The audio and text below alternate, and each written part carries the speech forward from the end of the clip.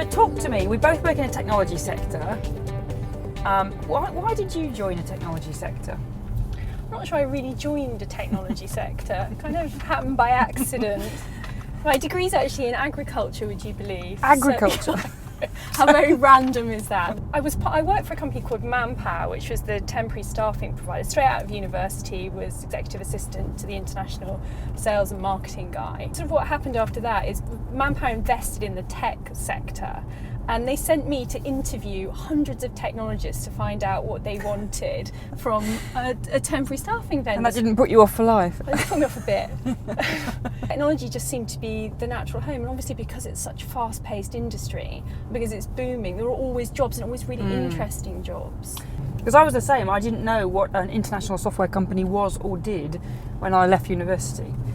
It wasn't something I'd been exposed to, but I saw an advert for an international software company, blue chip, working with big enterprises, and they had a graduate scheme, which obviously is something that we see and still get involved in very much today. And the idea of being able to go into a business and do lots of different things to start off with was really interesting to me, because I didn't know what my sort of specialism was going to be. So how did you end up in marketing? I did. Was it part of the graduate scheme? It was part of the graduate scheme, and in fact it's the obvious one. I'm always a little bit conscious of it, because it's like, oh, a female comes out of a university, put her in marketing, and I had a general business degree, but actually I did technical, I did pre-sales, I did post-sales, I actually did implementations and did chargeable work.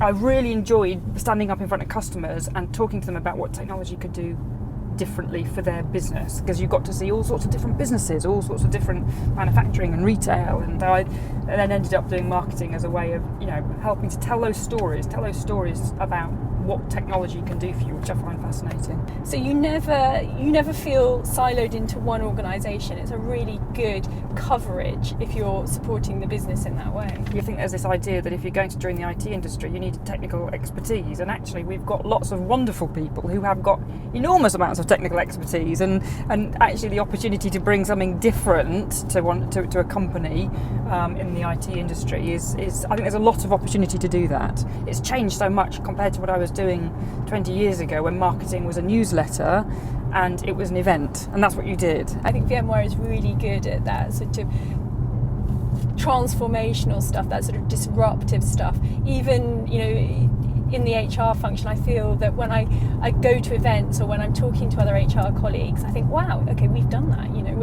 We're sort of leading on the edge of that, and that is what is great about VMware, is that you always feel that you're on the edge of everything that's going on. You never feel that you're coming from behind.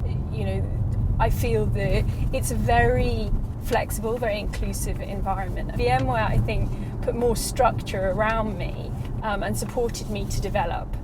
Which I hadn't really had in other companies. I'd sort of been left to my own devices a bit, whereas VMware, I feel, it gave me more opportunity because of the size of company it is. It's not huge, so there's opportunity to see where you add value to the bottom line, but it's also not small, so it creates opportunity. So it's a really nice size, really nice place to be right now.